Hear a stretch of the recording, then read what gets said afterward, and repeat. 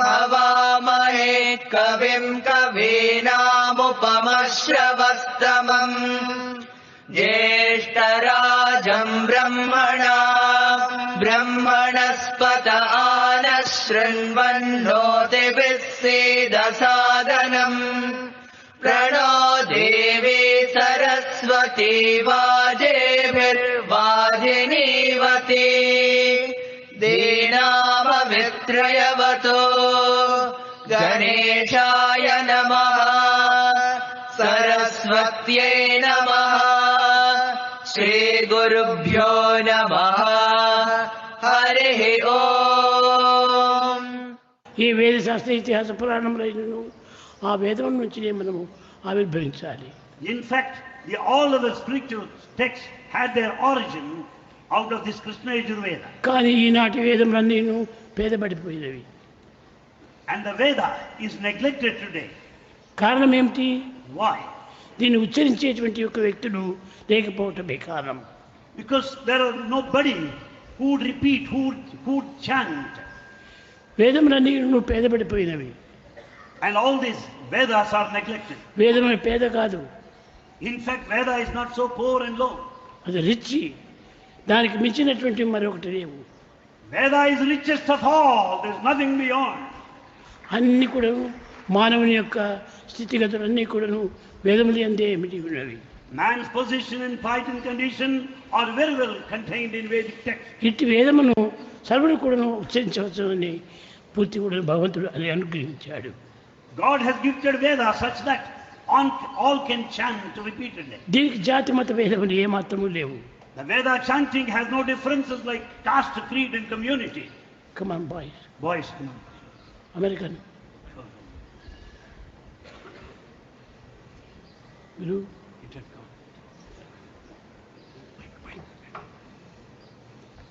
స్త్రీ సూక్తం చెప్పండి. స్త్రీ సూక్తం.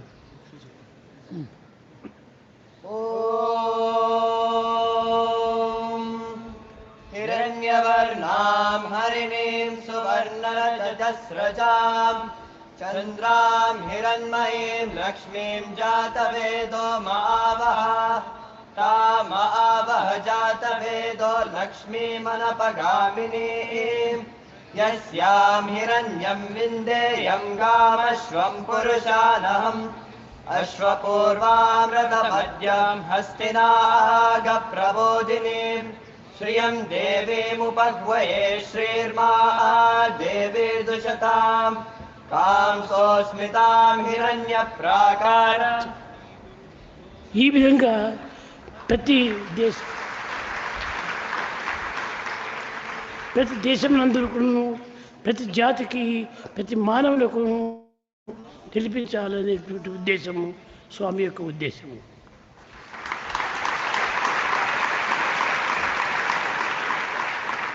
It is Bhagavan's decision that there should be Veda chanting in every country, by everybody, by every caste, by every community, by every individual.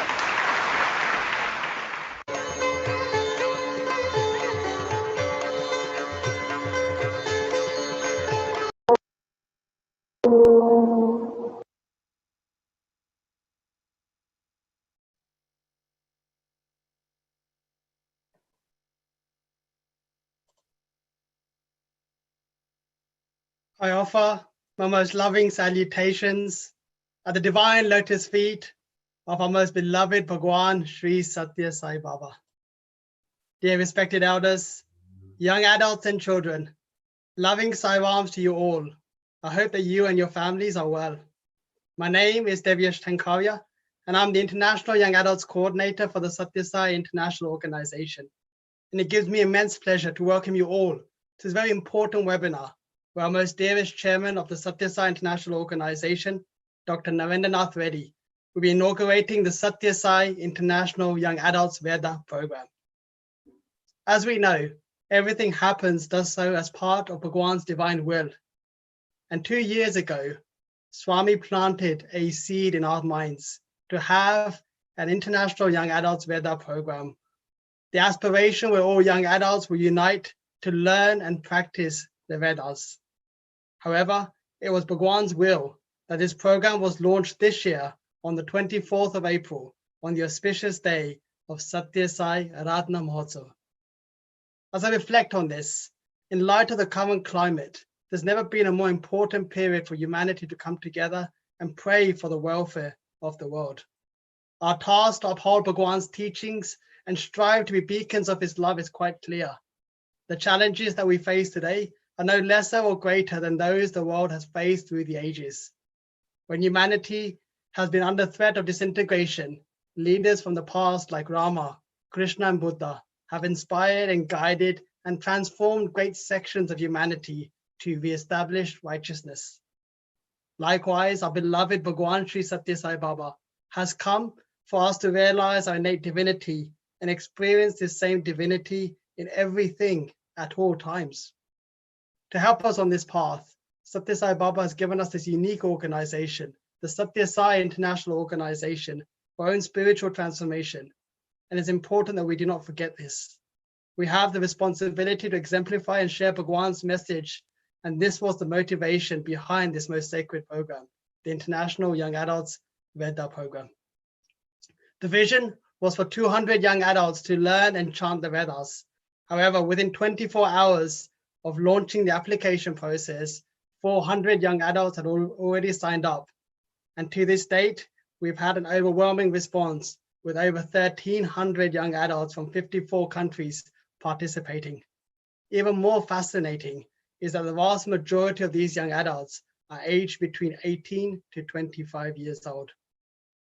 Our beloved Bhagwan Sri Sathya Sai Baba, who is the Veda Purusha, has educated us time and time again on the supreme benefits of chanting the Veda. The Vedas are for the entire humanity.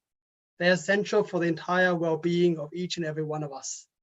So as a result, the International Young Adults Veda Program will also be hosting these special webinars every 2 months so that we can all come together as one family in a quest to collectively pray for the welfare of the world.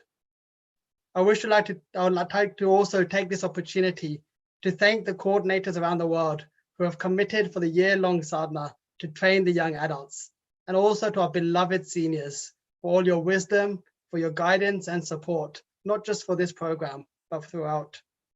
Let us move together, let us grow together, let us develop the knowledge together, let us live in friendships without any differences, the words of our beloved Bhagwan. It was the Vedas that first taught us this unity and oneness.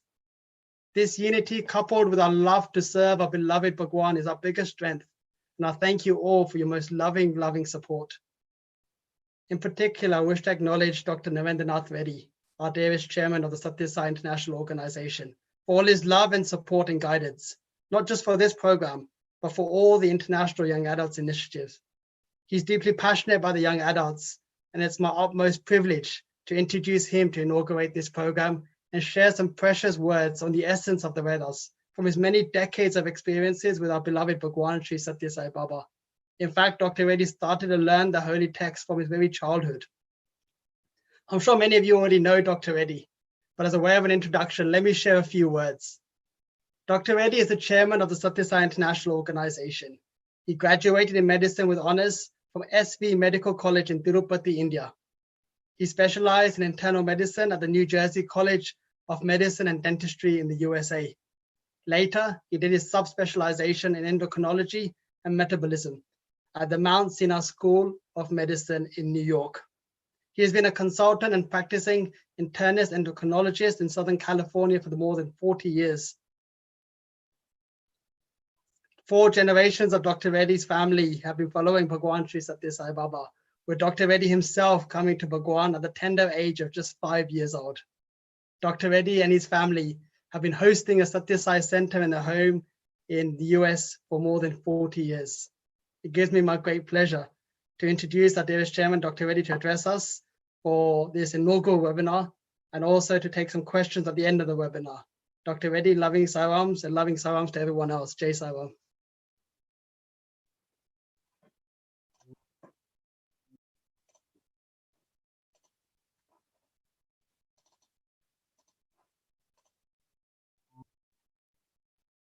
Anavavatu Sahanau bhunaktu sahaviryam karavavahai tejasvinavadhitamastu ma vidvishavahai.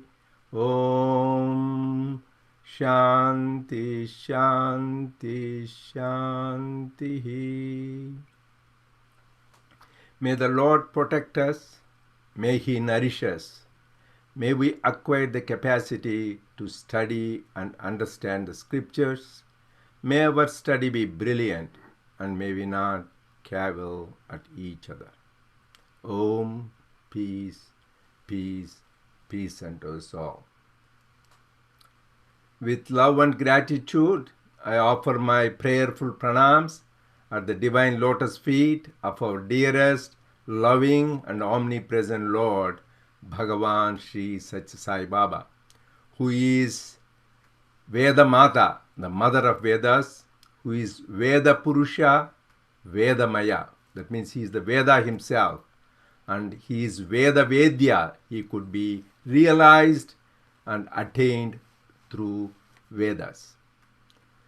Dear brothers and sisters, loving Sai Ram to all of you. First, I would like to congratulate all of you, the young adults, for launching this project to study the Vedas in depth and practice its teachings.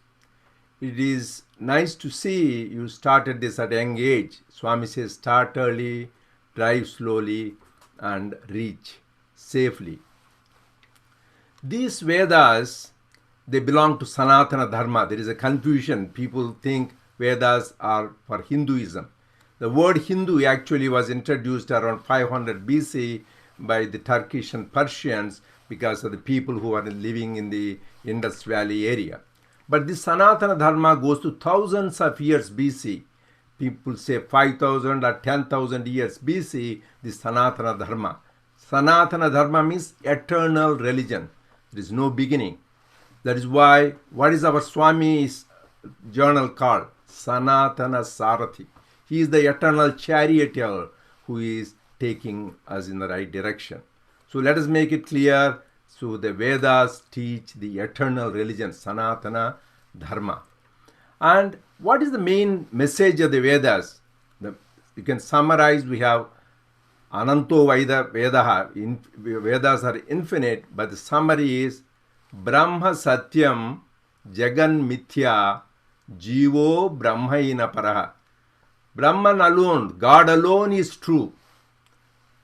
Jagan Mithya, the world is illusory. Jivo Brahmaina Paraha, that means we, the embodied beings, we are nothing but divine. And that is what Swami has been telling us. The goal and purpose of human life, and also Swami says Sathya Sai Organization and the divine mission is to realize and manifest our innate divinity. And also see that same divinity in the whole of the creation. And also help others to realize the same truth. That is why it is beautifully said, the purpose is Atmano Mokshartham Jagad Hitayacha. One's own realization and for the welfare of humanity. That is the purpose of this.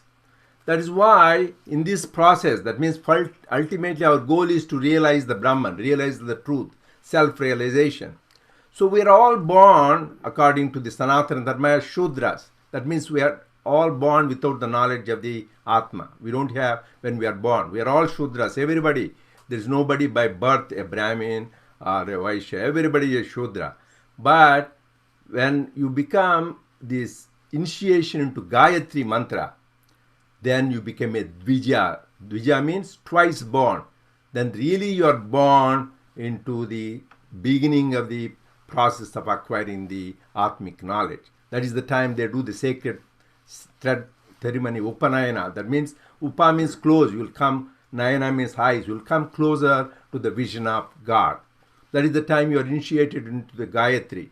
I am happy we had Akhanda Gayatri last weekend, and thousands of devotees all over the world have participated. And also I want to appreciate your participation in this Gayatri Akhanda Yajna.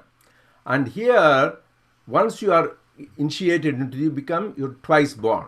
Then what happens? Then you are eligible to study the Vedas. So you study all the Vedas, 4 Vedas, Rig Veda, Yajur Veda, Sama Veda, Atharvana Veda. Then once you study, you become what is called Vipra. Because you studied the Vedas, you become Vipra. And there are different degrees. In the old days, they used to call Dvivedi, that means somebody mastered 2 Vedas. Trivedi, somebody mastered 3 Vedas. Chaturvedi, somebody mastered 4 Vedas. So, but subsequently the name remained, but these people didn't really learn the Vedas. Actually, Swami, one of his discourse beautifully said, you know, the great philosopher, scholar from Germany, Max Muller, so he was very fond of Vedas and Upanishads and Hindu scriptures. So once he happened to have an appointment, an Indian who went there, his name was Trivedi. So he was excited. Max Muller was very happy. Oh, I'm going to meet Trivedi, who knows 3 Vedas. So he wanted to have a dialogue with him on Vedas. When he found that this man doesn't even know what Vedas are. So he was very disappointed. Sometimes people who are like these great Germans, Western philosophers, they dive more deep into these teachings. So then you become a Vipra, once you really study the Vedas in depth. But that doesn't make you the ultimate Brahman. The last stage is you become a Brahmin, Brahmana. How do you become Brahmana? Not just by reading Vedas. You are a Vedic scholar, Vipra, yes. But Brahmana you will become only by practicing the teachings and attaining the knowledge of Brahman. Then you become the Brahmin. So this is how the Vedas help us in this process. So the Vipra also, another thing, when we talk about Vipra, a lot of you might have heard, in Rig Veda it said, Ekam Sat Vipra Bahuda Vadanti. That is how it came. Vipras are wise people who have studied Vedas. Ekam Sat, there is only one truth. Vipras, the wise people, call it by different names. You call Vishnu, Shiva, Jesus, Buddha, but it's the same truth, but how you perceive and call. So this is what first we should know what the Vedas are. Here another thing, important thing is, how did the word Veda come? The etymological meaning Veda, with, it comes from the word with. With means knowing. So we all eternal quest for knowledge for everybody. So that is why Sat Chit Ananda, knowledge, existence and bliss, which is our very nature. We always want to know, we think we exist forever and we aren't bliss, because that is very nature. So with means knowing. So Vedas are repository of knowledge. People say, when is the Vedas started? Knowledge has no beginning. That is why, let us remember these important words. It is Anadi, that means no beginning. So no beginning for Vedas. Knowledge is eternal. That is why it is called Sanatana, eternal. And it is Ananta. That is why it's called Ananto Vai Vedaha. Vedas are infinite. So that is why nobody's life enough to study in depth. We can have glimpses and superficial touching of the Vedas. Nobody's life, Swami said, it will take lifetimes to study all the Vedas. So that is why they are called Ananto Vai Vedaha. So they are no beginning, they are infinite. Third is they are Apaurusheyas. That means they didn't come from human beings. They are revelations from the divine. So they came from God. So that is what the important thing. They are called the breath of God. Actually, Swami says the Vedas are the breath of the Lord. So you can identify as God. Another name, Vedas are called Shruti. Why is it called Shruti? Means Shravanas. You hear. In the old days, the only way they can transmit this knowledge is by telling to people verbally. So people hear and learn.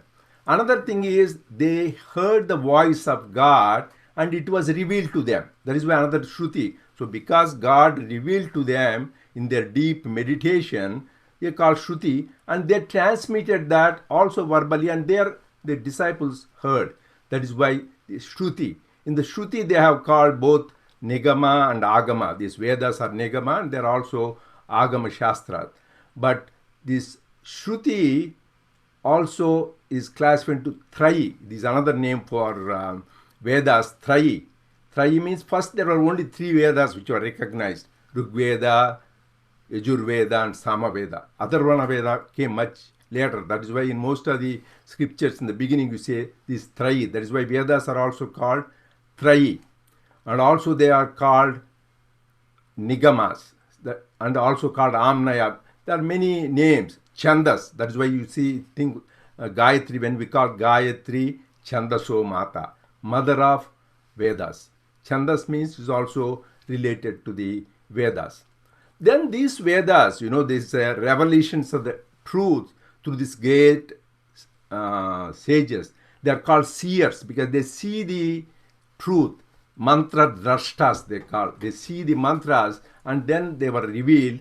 So there are many thousands of them. So somebody, we can't all study. It's like a huge forest. So then it needs to be compiled and codified. Samhita means collection. That is why great favor was done by sage Veda Vyasa, who is also considered embodiment of Lord himself. So he codified the Vedas. So all the Ruks, he called Ruk Veda Samhita. Then all the Yajus, the one which are used, Ruks are mainly for the hymns of the Lord. Yajus means the one which you do in the worship of the Yajnas. So it's called Yajur Veda Samhita. Then next one, Samas, that means they are the songs and music. You get Sama Veda Samhita. Then finally, Adharvana mantras, they call Adharva Samhita. Like that, these are all the 4 Vedas. And then the thing is, these Vedas have mainly 4 parts. One is Samhitas, which is about the hymns. Second part is called Brahmanas. That is where the rituals and yajnas are done. And then come Aranyakas. That is where these people go into the forest, contemplate, and then they have dialogue and the highest truth, like you hear of Taittiriya, Aranyaka with many other truths. And finally come the Upanishads, which is the repository of the highest knowledge, that is Jnana. And there are Upanishads. Swami has recorded in Upanishad Vahini, there are 1,180 Upanishads originally. Then were lost in time, then finally left became only 108 Upanishads. Of them, 10 Upanishads get importance because Adi Shankara showed what is the importance. He wrote commentary on that. And Swami also included this 10 Upanishad in his Upanishad Vahini. So in the Vedas, as you can see, these 4 Vedas with these 3 things, that is Samhitas, Brahmanas, Aranyakas, or Upanishads, they could be classified as 3 things. Karma Kanda, which is doing this ritual sacrifices to the devatas, gods, to attain something. I want health, I want wealth, I want progeny. So people pray, that is Karma Kanda. Then Upasana Kanda, that is to worship the Lord, like the Bhakti path. And finally is Jnana Kanda, which is Upanishads. That is called Jnana Devatu Kaivalyam. Through Jnana, you attain the ultimate. So the same pattern was taken by Lord Krishna in Gita. What did he do in Bhagavad Gita? How many chapters are there? 18 chapters. The first 6 chapters is called Karma Anushtanam. That means Karma Shatkam. 6 chapters, Karma Shatkam. They emphasize on karma. Next 6 chapters is called Bhakti Shatkam. He emphasizes on devotion. Next 6 chapter, the last 6 chapter is Jnana Shatkam. Similarly, our Swami, what is he telling? In all our Sathya Sai centers, the same pattern. We have the service wing, that is Karma Kanda, we do selfless service. Then we have spiritual or devotional wing, which is Upasana Kanda. And then we have Jnana Kanda, study circles, study the teachings of the scriptures, Vedas, and Swami's teaching. Swami's teachings himself is the real Veda of the present time. So this is what the Vedas contain. And Swami gave a lot of importance to Vedas. Why do we say that? Because when he declared his mission, Swami said, my mission is 4-fold. One is Veda Poshana, Vidvat Poshana, Dharma Sthapana, Bhakta Samrakshana. So Veda Poshana means he is there to support and nurture the Vedas. Then Vidvat Poshana means the people, the scholars, Vedic scholars are people who propagate Vedas, so he want to support them, nurture them. And the greatest example is Swami started this Veda Purusha Saptaha Yajna in 1961 October, and you see many Vedic scholars from then on coming to Prasanthi Nilayam and got blessings and grace from Swami.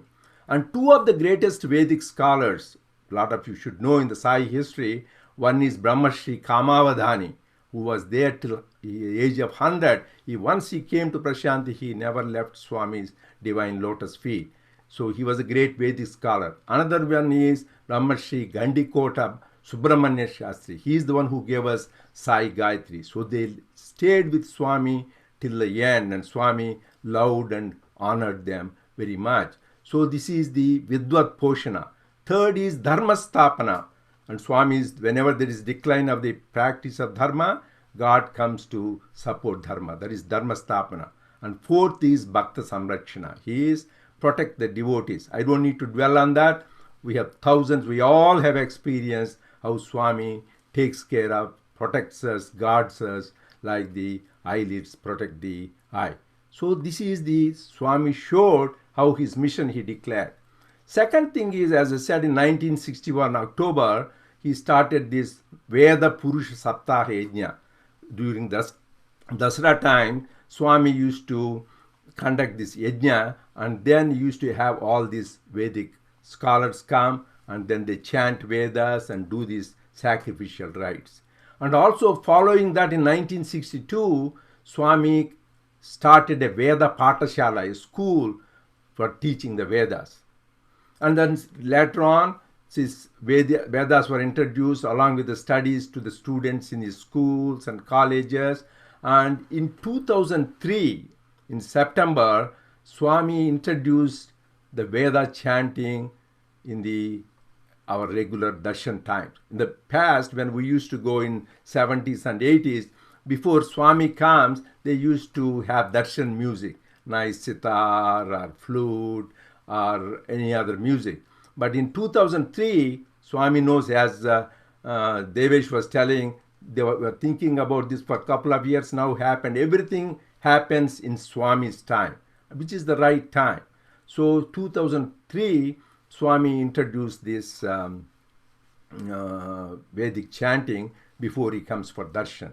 And then they will have the chanting like now, every time in the morning and evening, and all the major festivals, whenever Swami was conducting, they always had this Veda chanting in the beginning.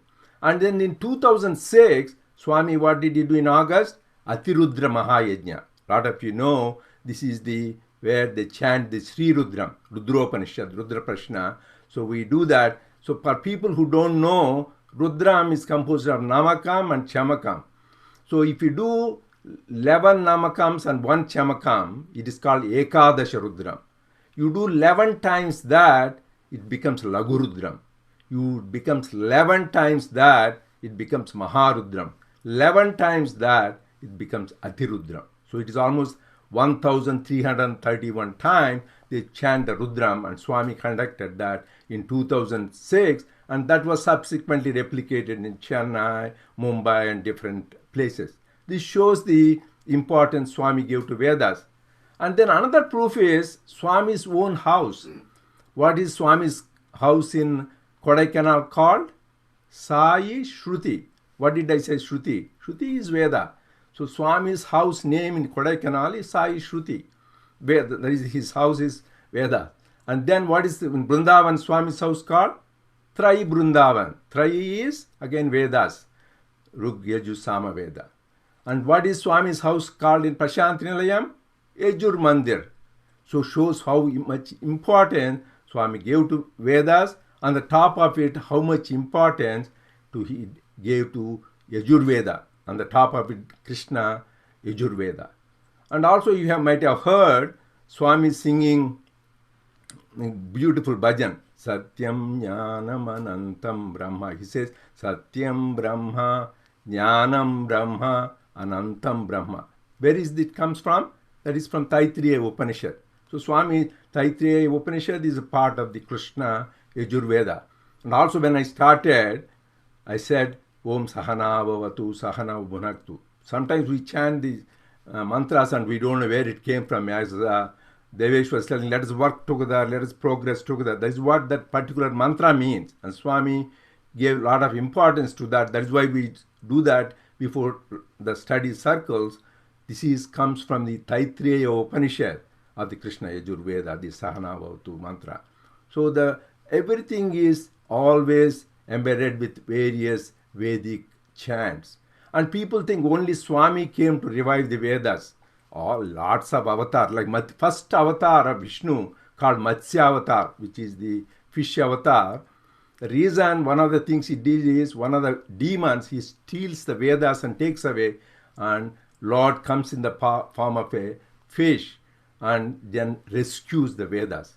And even in Rama avatar, when they were doing yajnas, this Vishwamitra and all that, which are yajnas are part of the Vedas, and he went there to protect the yajnas. And Krishna avatar, he taught Upanishads, which is the essence of Upanishads, is Gita. And what does he say in the Vibhuti Yoga? Vedanam Samavedosmi. Of all Vedas, I am Samaveda. He identified, he loved Samaveda. And Om Ityekaksharam, he gave importance to Om. And he said important to Gayatri. Gayatri Chandas. Of Chandas, I am the Gayatri. Of all the meters, I am Gayatri. So this is the importance given to Vedas. But when we do the Vedas, we should know the time is, So when you chant the Vedas, first we should know the meaning of the Vedas. I will touch briefly some of them. First is Omkar. Omkar is the most important. It's also called Pranava Upasana. This Pranava Upasana is emphasized in Upanishads and Vedas. Particularly in Taittiriya Upanishad, it is called Pranavopasana section is there, just among the Omkar. And there is a Upanishad called Mandukya Upanishad, the shortest Upanishad of all Upanishads, only 12 verses, and just talks about Omkara. And this Omkara is so important that Gaudapada, he is the great teacher, he wrote Mandukya Karika, which is a great exposition. Even though Mandukya Upanishad is only 12 verses, his exposition was so huge because he was so much touched the importance of that. And Gaudapada is like a guru of Adi Shankara. Adi Shankara is called avatar of Shiva. Adi Shankara's guru was Govindapada. His guru was Gaudapada. He wrote a commentary. I have no time to go deep, but just let me touch few points. This Omkara, Ma, it is, even Swami talked about it, it represents 4 stages. One is Jagrata Avastha, waking stage, Swapna, dream stage, and Nidra Avastha, Sushupti, that means sleep stage, and 4th is Turiya, something beyond these 3 stages. And also called in the waking stage, they call Vishuddhu, and then in the dream stage, Tejas, and in the ultimate stage called Prajna. Also called Stula, Sukshma, Karana, Mahakarana. So this Omkar covers all this. So it is very, very important. Pranavopasana, why it is unique is, it represents the sound symbol of the formless God. You belong to any section, whether you are a worshipper of Vishnu, Vaishnavite, you are a Shaivite, you are Shakti, a worshipper of the mother, or you are Advaitin, you don't believe in God with form or formless, everybody chants Om. This Om is like a universal potent mantra. That is why Lord Krishna in Gita says, the people who leave their breath with the last word Om on their lips, so they will be one with the Lord. They will have no more birth and cycle of birth and death. They will be completely revelated. That is the power of Om. And that is why Swami, what does Swami do? He introduced that Omkar first thing in the morning session when you before Suprabhatam. First, what does everybody does? 21 Omkars. So the whole session, the day's spiritual program starts chanting 21 times Omkar. So that you should know why 21 times. So to clean up 5 karmendriyas, vak, pani, pada, payu, upastha, and 5 jnanendriyas, rupa, shabda, sparsha, rasagandha, and 5 pranas, prana, apana, vyana, udana, samana, pancha koshas, annamaya, pranamaya, manomaya, vijnanamaya, anandamaya. And then when you do all that, then you attain the Atman. That is the thing. I don't have time to discuss all those 21 steps, but I want you to just touch few basic things so that you people can go dive deep and study this Mandukya Karika, this Pranavopasana and Gita, where how powerful this Omkar mantra is. Second, this is all part of Vedas. Second thing is Gayatri. As I said last weekend, we had this Gayatri. Gayatri is the most powerful mantra. Swami says the most power ever revealed. That is why it's called Gayatri Chandaso Mata. It is the mother of Vedas. But we should know the meaning. Oh, because it has got 5 parts. Om, then there is 1. Bhur Bhuva Swaha.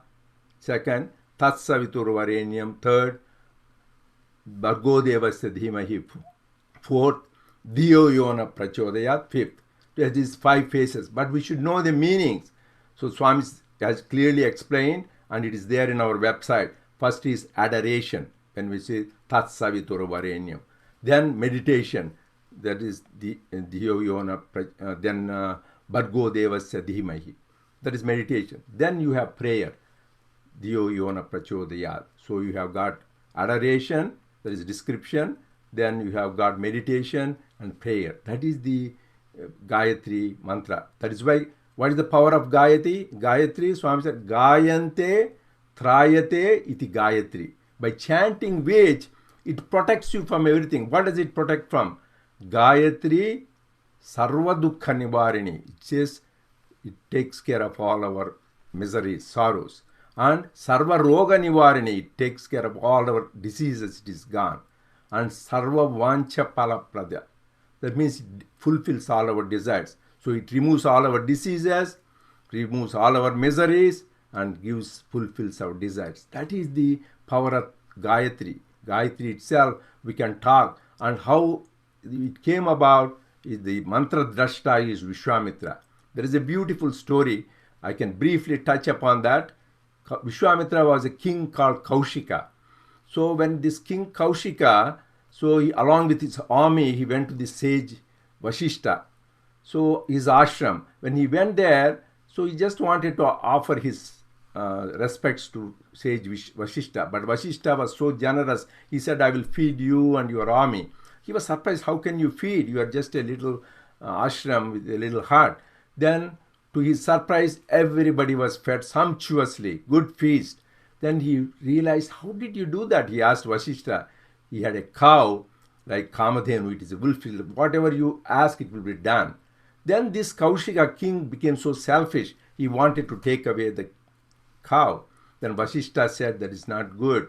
That is belongs to here to serve people. But this man tried to do, and in the process he was defeated, this king, because this were attacked. Then he made a determination, I will become greater than Vashishta to get the powers.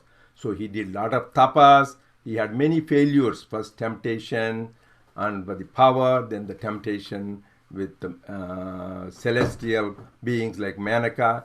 But finally he stood firm, and then he did so much tapas, then he got the darshan of Brahma. Then he asked Brahma, he said, what is it? Now I'll make you Maharshi, you become. No, I want to become Brahmarshi, not Maharshi. He says, I cannot make you, go to only Vashishta. And Vashishta, he realized this man got rid of all his negative qualities. And so he realized, and when Vishwamitra fell flat at the feet of Vashishta, that is the time he got this great revelation, Om Bhurbhuva Swaraha, this Gayatri mantra. That is why before his name was King Kaushika, then he becomes Vishwamitra. For people don't know, Vishwa means universe. Mitra means friend. He becomes a friend of the whole universe by giving this Gayatri mantra. And then the next one, because there are so many things you have, is we'll touch briefly about the Rudram, Sri Rudram. It's also called Sri Rudram, also called Rudra Prashna, also called Rudropanishad. So this is very, very important part of the Krishna Yajurveda. So the Vedas are important. Of them, the heart of the Vedas is Yajurveda. And the heart of the Yajurveda is Krishna Yajurveda. And heart of the Krishna Yajurveda is the Sri Rudram. And heart of the Sri Rudram is the 8th Anuvaka.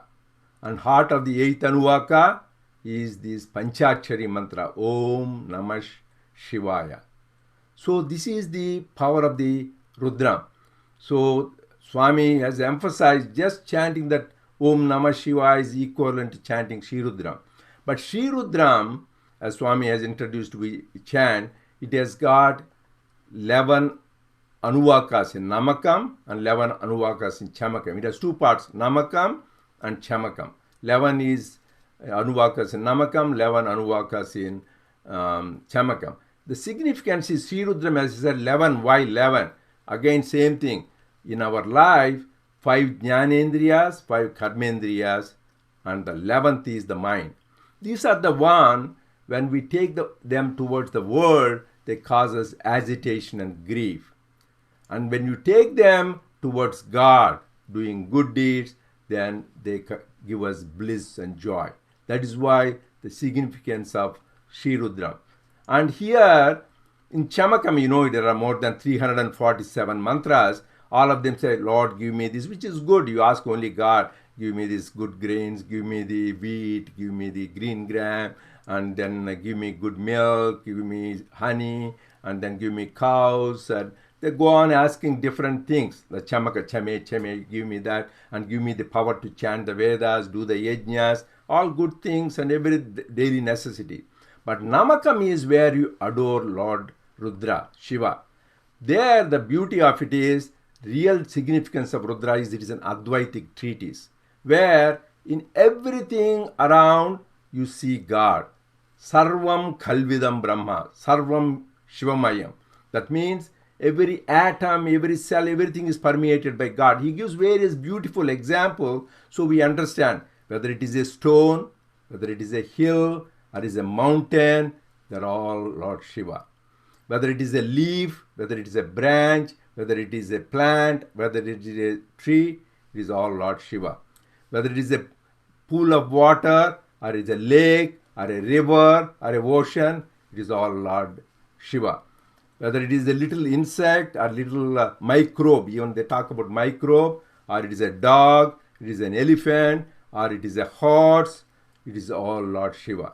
And in the human beings, whether you are a thief, a hunter, or a butcher, or a carpenter, or a jeweler, or a saint, all are nothing but Lord Shiva. That means try to see Shiva in all animate and inanimate, whether it is the stones, plants, animals, and human beings. That is the whole thing. When you see that everything is Shivamayam, Ishavashyam Vedam Sarvam, then you have that highest jnana. So that is why you need to know the inner meaning of these great mantras. Same thing, these various suktas we say, whether it is Medha Sukta, Sri Sukta, where you are praying to the mother to give you knowledge, give you the wealth. And important here, I want to talk about Purush Sukta. As I said, there are 3 kandas, Karma Kanda and Bhakti, Upasana Kanda, Jnana Kanda. This Purusha Sukta is unique. It combines all the 3. In the first beginning part is Samhita, where it says, Lord, you are everything, your eyes are everywhere, ears are everywhere, here. So you talk about the glory of the God. Second part is the Yajna, where they sacrifice the Purusha, and from there the creation starts. And the last part is the Jnana Kanda. Vedahametam Purusham Mahantam Aditya Varnam Tamasah Parastat. So, Lord, I know you, who is beyond all darkness, you are the light of lights. Vedahametam Purusham Mahantam Aditya Varnam Tamasah Parastat. That is the stage you reach at the end of the Purushuktam. And then he says, Tameva Vidwan Amrutaiha Bhavati Nanyah Panta Vidyate Ayanaya. That means only by this you attain Amrutattva state, that is immortality, not by any other means. So you need to know the inner significance of all these suktas. Same thing, Narayan Sukta, when you do, that is a sukta for doing meditation. So all the suktas, whatever you identify, go dive deep into it and find out what is, whether it is Om, Gayatri, Shri Rudram, Purush Suktam, Sri Suktam, Veda Suktam. You need to know the inner significance. But then how do you chant these Vedas? One thing important is intonation, rhythm, and accuracy is very important. Otherwise, it could give you a wrong meaning. I can give you an example. In Shri Suktam, there is one saying, Shut Pipasam Alam Devi Jeshtam Alachmi. So Nashyatam Devi Jeshtam Alachmi. So instead of Alachmi, you say Lachmi, that means Lord, this time my prosperity. So you should be careful. Shut Pipasam Alam Jeshtam Alakshmim Nashamam. Some people say Jeshtam Lakshmim Nashamam. That will be exactly opposite meaning. So how you chant, what you chant is very, very important. There are different kind of chanting, Krama, Ghana, and some different parts of schools, of Vedic schools, they chant differently. So you should learn in the right way from the right teacher. That is why it's called Shruti. It is not just reading. You should listen and try to have right intonation and right way to chant the thing. That is important. Second aspect of chanting is should be done with sincerity and devotion. It's very important. You should feel this is very important part of the knowledge and how you do that. And third thing you should remember is you should know the meaning. When you're doing the meaning, you really enjoy the chanting. So you try to do the correct intonation, do it with devotion, and try to understand the meaning. And then people think, what time do you chant these mantras? So like Gayatri, Swami has said, so you should chant in the morning and the evening, sunrise and sunset, dusk and dawn, and also in the midday you can chant. But you can chant any time. Like even same thing with the Rudram, they say Pradosha time. So there are specified times which are supposed to be good. But Swami was very clear. Morning 4 a.m. to 8 a.m. is called Satvik time, Dhamma Muhurtam. Same thing in the evening, 4 p.m. to 8 p.m. is another Satvik time. Because 8 a.m. to 4 p.m. is Rajasic time and 8 p.m. to 4 a.m. is Tamasic time. So whenever you do spiritual exercises during these times, Satvik time, 4 a.m. to 8 a.m., 4 p.m. to 8 p.m. is good. But God's name and glory you can sing anytime. That is why it's called Sarvada, Sarvakaleshu, Sarvatra Haritincham. Because God is Kalatitaya, beyond time. You can chant all the time, 24 hours. But if you want to choose some time, those are the times you need to do that. Then I want to touch and end here. So why do we do these Vedas? So as I said, we said Karma Kanda, Upasana Kanda, and Jnana Kanda. But main thing, knowledge of the Atman is, or Brahman, is only in the Upanishads. This Karma Kanda, Upasana Kanda give us daily desires fulfilled. That is why Purusharthas are 4. Dharma, Artha, Kama, Moksha. The main part of the Vedas, they do only with 3. Dharma, Artha, Kama. They don't talk much Moksha. Only Upanishads talk about Moksha. That is why Lord Krishna says in Gita, go to the chapter 2, Sankhya Yoga, Sloka 45 and 46. Traigunya Vishaya Veda Nistraigunyam Bhava Arjuna. Oh Arjuna, these Vedas are all in the realm of these 3 gunas. Sattva, Rajas, Tamas, Prakriti. But you should go beyond the gunas. That means Vedas are helpful as guideposts in the beginning, but we should go beyond the gunas. Even Swami, please refer to the discourse in 1987. Swami, September, in his discourse, he was talking about Vedas. He said, all these Vedas are called Aparavidya. So you should go to Paravidya. You may know what it is. This is again referred to a Upanishad called Mundaka Upanishad, where this Shaunaka, he asked the sage Angirasa, I want to know, knowing which everything is known. Yam labdhva cha param labham nanyate adhikam tataha. Knowing which, then he says there are 2 vidyas, Aparavidya, Paravidya. Aparavidya is all these things, these Vedas, Smrutis, Puranas, Shastras. So they give you the guideposts. They train you to get rid of chitta shuddhi, purify your heart, get you ekagrata, one-pointedness. But then the paravidya is where your sadhana, your intense practice will take you to the realization of the highest. That is what these Upanishads contain. Like I gave you the example of this. And all these Upanishads are the repositories of great knowledge. As I said, there are 108, but of them 10 Upanishads are beautiful commentaries. That is from where all these 4 major Mahavakyas come. That is Tattvamasi, that is Chandogya Upanishad, which says, thou art. And people don't get it one time. That is why 9 times in this Upanishad it is repeated, Tattvamasi, Tattvamasi, Tattvamasi. So this is such of the truth. Then what happens? You realize, Aham Brahmasmi. In Brahadaranyaka Upanishad, that is this Chandogya Upanishad is from Samaveda. Then next Veda, the Brahadaranyaka Upanishad is in Yajurveda. Aham Brahmasmi, I am Brahman, I am Brahman.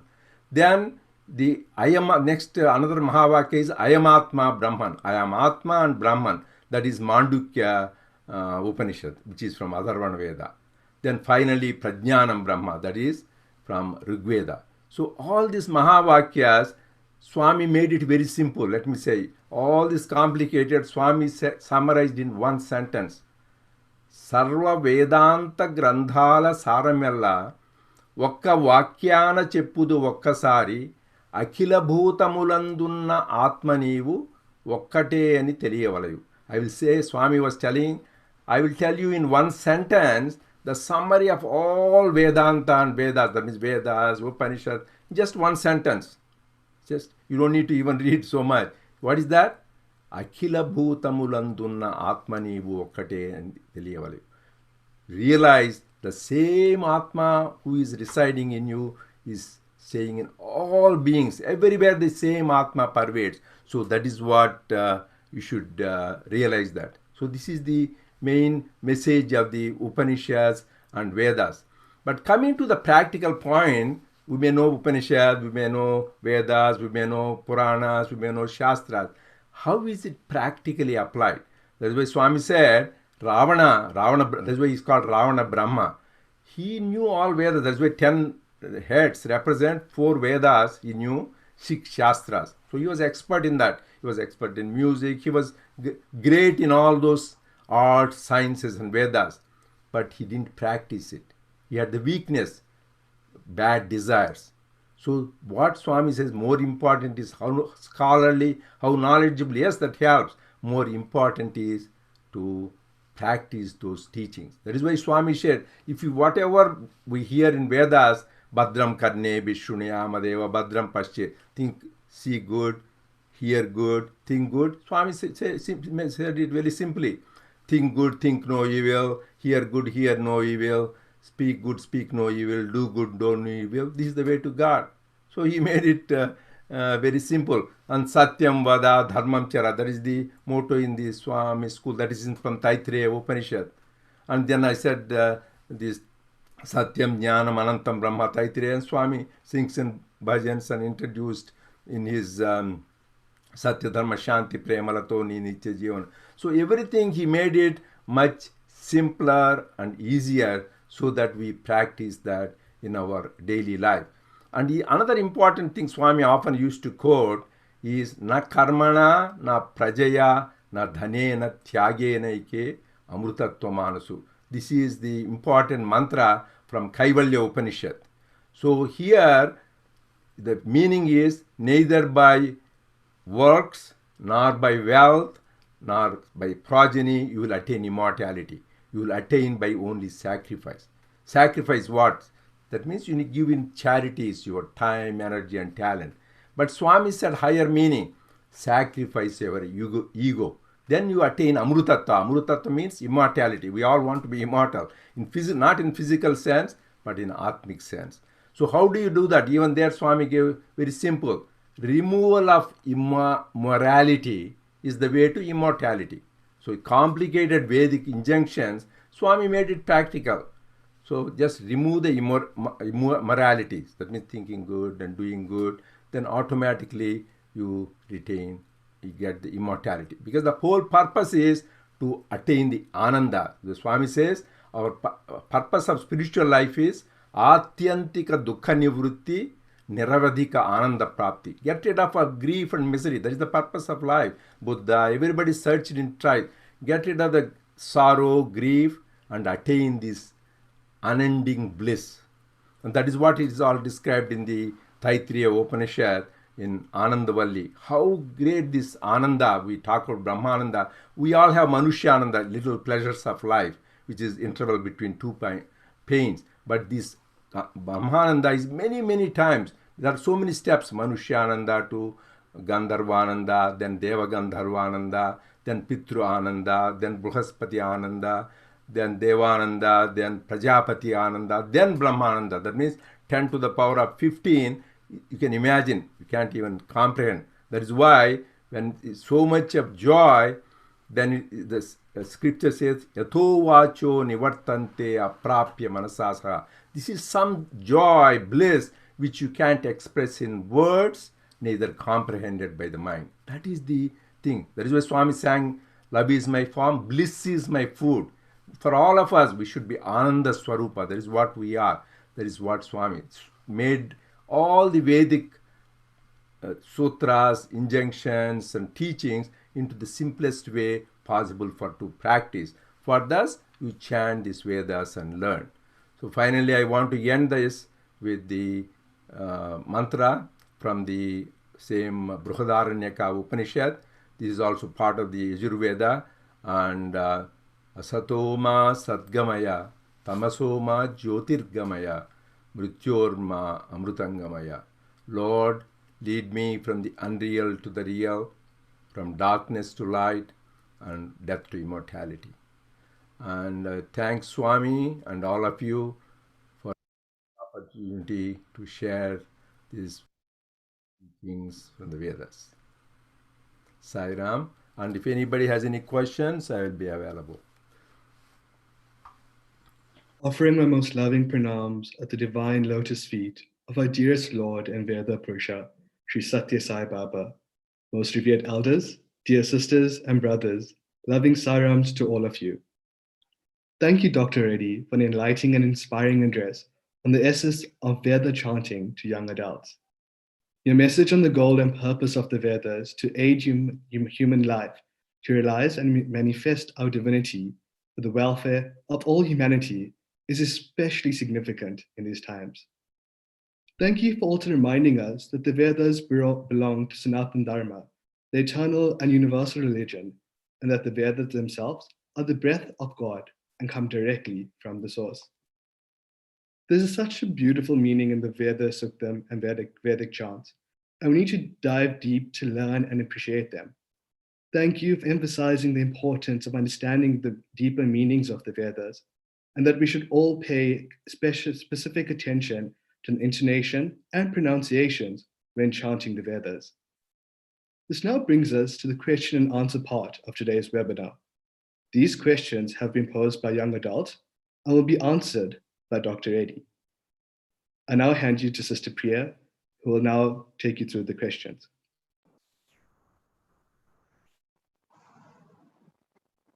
My loving Sairam, thank you, Dr. Reddy, for answering, for taking us through this session. The first question on the history is that the question goes as, there's a common belief that the Vedas belong to Hinduism. How can we break this chain of beliefs and make people aware of the oneness explained in the Vedas? Well,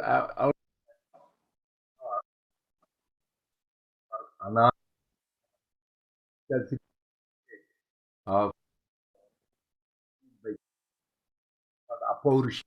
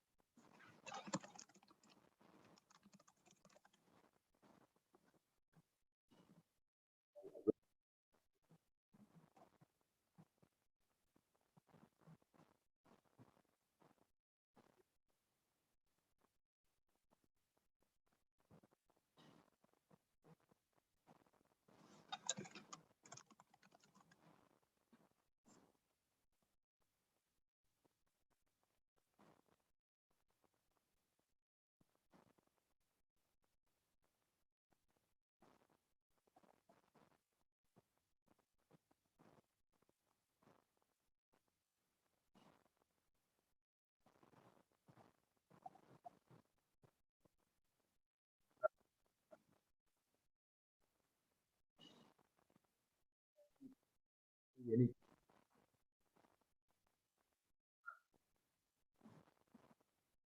beginning? Sai Ram, Dr. Reddy. Sai Ram, Dr. Reddy, my apologies for interruption. Your audio was not audible. Could you please repeat the answer?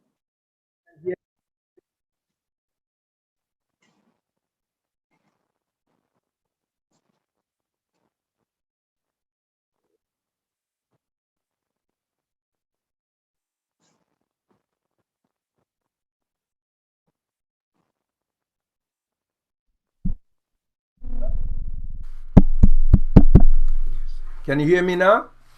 Yes. Yes, Doctor, we can hear now. Please, could you repeat the question for the benefit of everyone? Yeah. I'm afraid, again, it's... Yeah.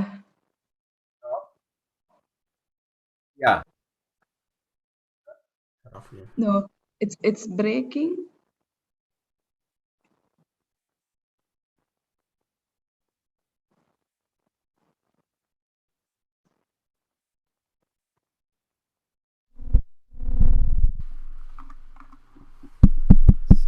Can you hear?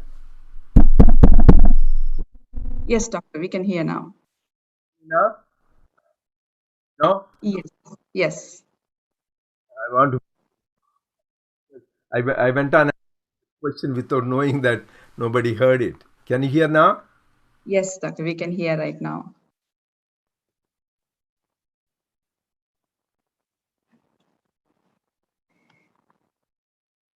It's again dropped. Your voice again dropped. Can hello?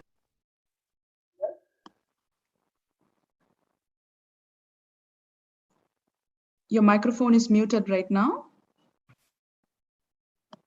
What about now? Yes, I can hear now. Shall I repeat the question, Doctor? The question is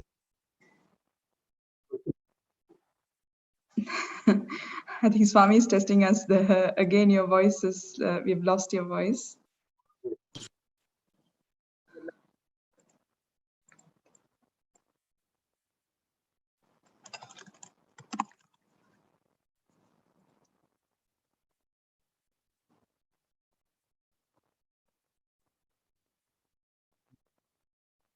tell them.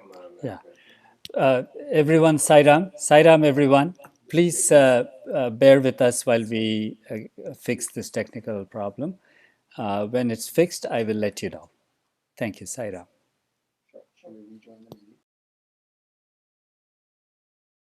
Tell them that. Sai Ram, everyone. Dr. Reddy will rejoin the meeting, so he will exit and come back in again. So please stay there and bear with us.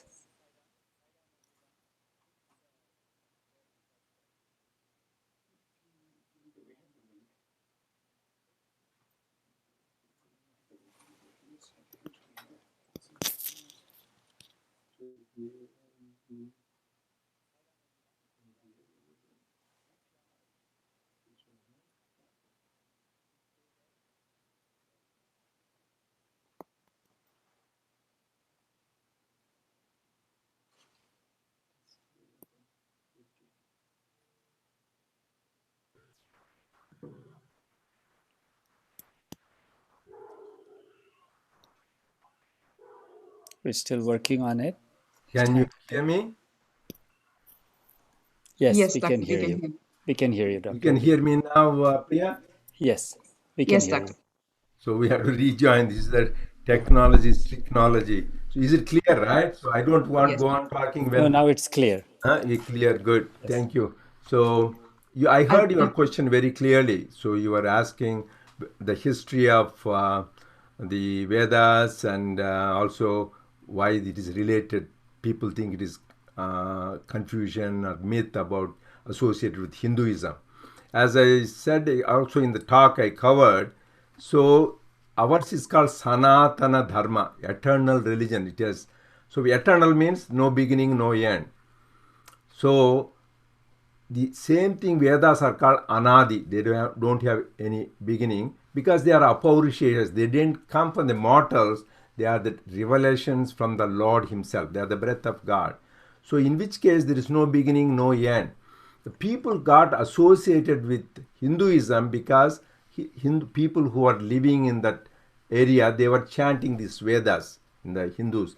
The word Hindu came about 500 BC, where this Turkish, there is a king called Darius, he introduced the word, because these people lived in the Indus Valley near the Sindhu River. They call them Hindus. They're a culture.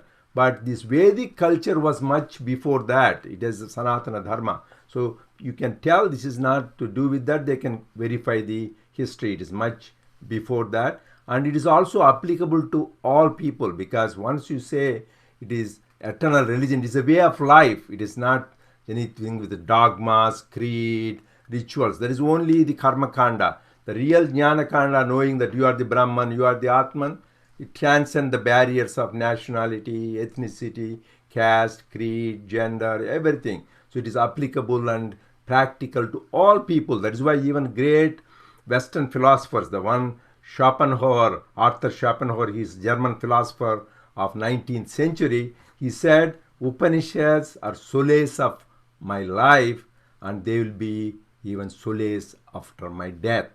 So this is the German philosopher of 19th century. And there is Max Muller, you might have heard of him.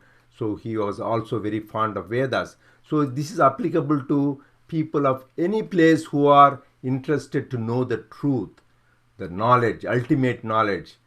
To know that it is applicable to all people. Thank you, Dr. Reddy, for clarifying this. This is a common question from several young adults, and we are very sure that all participants will benefit from this clarification, the answer that you have provided. Moving on to the next question on the importance of Veda chanting. Apart from Rudram, which Sathya Sai Baba openly put importance on in his discourses, and Gayatri Mantra, who is mother of the Vedas, has Sathya Sai Baba ever put importance on some other specific Vedic chants, either personally to the students or to the public? So let me tell you, Swami talks about in his discourses many of these chant. Of course, you know about Gayatri, he gave many discourses. Sri Rudram, he talked about Omkar. Some of the other things he talks about is this one, na karmana, na prajaya, na dhanena, tyagena eka amrutatva manasu. That is from Kaivalya Upanishad. I said he used to often mention in his discourses. And he also used to mention often from Taittiriya Upanishad, both Shichavali, from Anandavalli and Bhruguvalli. Main thing, Matrudevo Bhava, Pitrudevo Bhava, Acharya Devo Bhava, Aditi Devo Bhava, that is from Shichavali. By the way, I am telling a lot of Sanskrit today because the very fact you are all interested to want to learn Vedas, you need to have basic knowledge of Sanskrit, then you can enjoy that. Otherwise, it is really a challenge. That is why I am very freely talking about a lot of Sanskrit words, which I would not bother other people, but you need to know. So in the Shichavali, how do you conduct yourself? Swami talked about it, and they usually chant it every week in Prasanthi Nilayam. And same thing with Anandavalli, Brahmanandavalli, how to attain bliss. And also about Swami talks about these Pancha Koshas. These are all part of the Taittiriya Upanishad. And Swami was also very fond of Sri Suktam. He used to tell, like the video discourse, divine discourse you played, Swami asked that boys to come, American boys, and told, hey, chant Sri Suktam.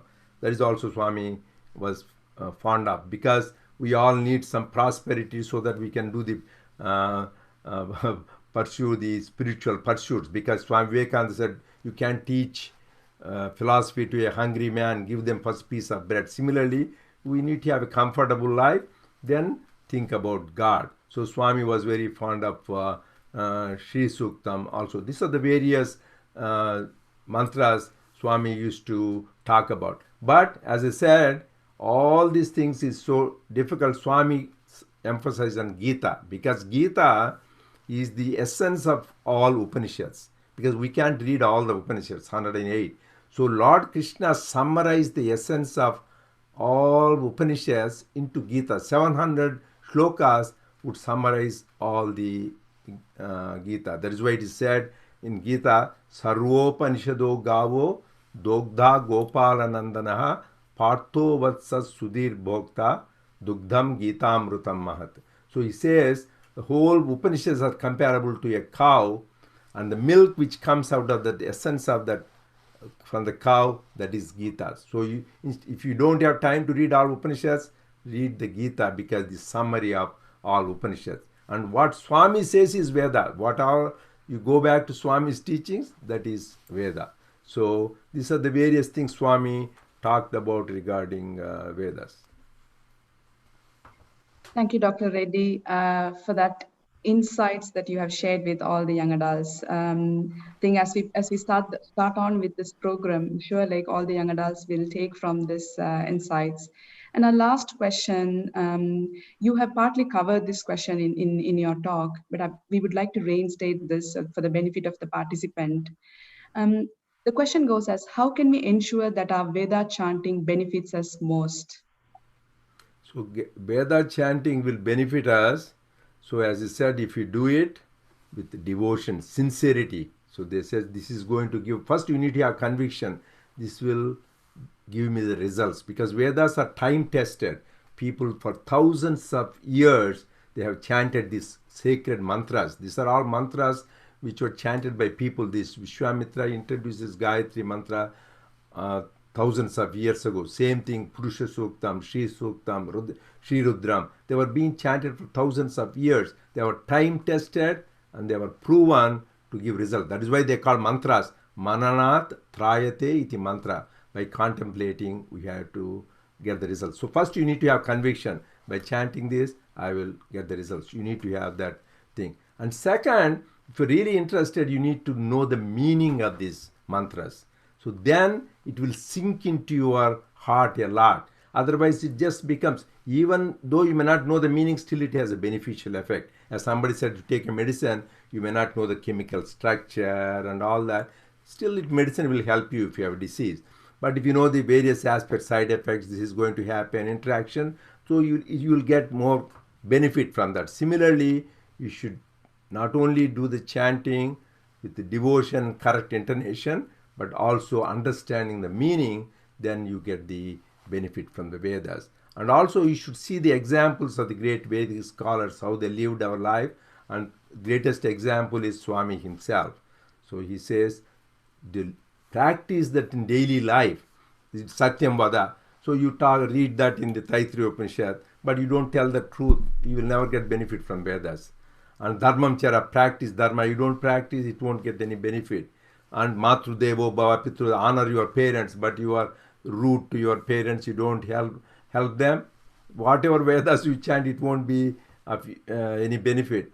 And na karmana na praja dhyana, you don't get rid of your negative qualities, you go on chanting, it won't. So you need to know the meaning. Hey, I need to practice that. That means I honor my parents, I will speak the truth, I will practice dharma. So first you know the meaning and put it into practice. Then it becomes part of you. Then you assimilate. Then you become like a Veda Purusha yourself. So that is the important, the practice of the assimilation and practice of the teachings. That is the crucial thing. Thank you, Dr. Reddy, for an inspiring session and lovingly answering all the questions from young adults. And we strongly believe that young adults will immensely benefit out of this. This time is definitely not enough for all the questions and inquiries our young adults have. However, we are certain that Bhagwan will create many more opportunities for us to continue to have improved understanding of the essence of the Vedas. We are now at the end of the session today, and I would like to kindly ask Brother Sarath Banjara, currently serving as Deputy Young Adult Coordinator for Zone 4A countries, to offer our closing remarks. Sairam. Sairam. Thank you, sister. My loving Sairam to Swami, who indwells in the heart of each and every one of us. Respected Dr. Reddy, members of Old Foundation and Prasanthi Council, Joint Chairs and other senior office bearers, a loving Sairam to all of you. Bhagwan, you have said that your love towards the Veda is equaled only by your love towards humanity.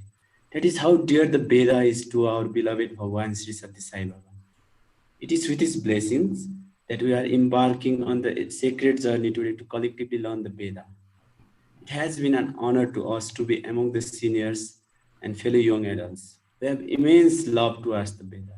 Thank you, Dr. Reddy, for always inspiring us, for supporting us in this initiative, and thank you for motivating the young adults to begin this journey today. Your speech have uplifted us and motivated us extremely. We are truly energized and enthusiastic to move way ahead. On behalf of the project team, we thank our respected elders, the young adult leaders across the zones and countries, and the Veda research person who have set the stage for the young adults to learn Veda. Their continuous support and love has largely contributed to this initiative.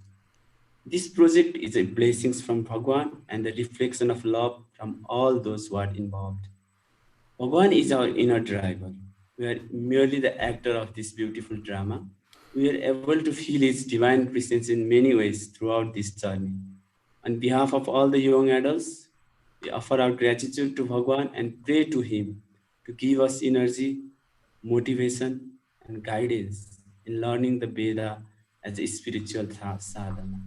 Dear aspiring learners, we are pleased to inform you that the first lesson plan will be shared with you today by your zonal and national Veda resource person. It is also our great pleasure to announce that the next webinar on Veda will be held on 29th of August, which will be open for all the devotees. We are pleased to inform you that Brother George Babydelis from Greece will be sharing his inspiration with us. For many years, Brother George has been the faculty member of the European Sathya Sai Education Institute. He is now the director of Institute of Sathya Sai Education of South Europe. Motivated by Bhagwan's wish to gain an understanding of the Vedas as an important tool for spiritual upliftment of all humanity, Brother George has studied thoroughly the importance of Vedic mantras by learning Sanskrit.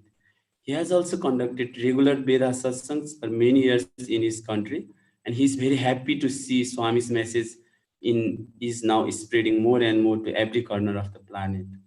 As we all eagerly waiting to offer our love to our beloved Swami, there is no better time than now to offer our heartfelt gratitude to our beloved Bhagwan Sri Sathya Sai Baba by spreading the message of the Veda for universal unity and love.